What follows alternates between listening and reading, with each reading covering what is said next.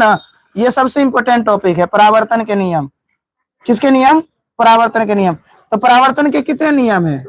तो याद रखना, परावर्तन के टोटल 2 नियम है। कितने नियम परावर्तन के? 2 नियम। और दोनों नियम क्या क्या है? तो पहला नियम जो है कि जितना आपतन कोण उतना ही परावर्तन कोण, यानी आपतन कोण के बराबर परावर्तन कोण, पहला नियम है ये, ठीक है।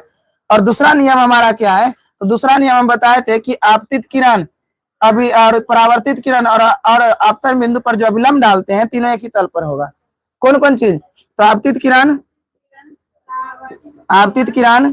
परावर्तित किरण और अभिलंब। आपतित किरण, परावर्तित किरण और आपतन बिंदु से खींचा गया अभिलंब, तीनों कहाँ होगा?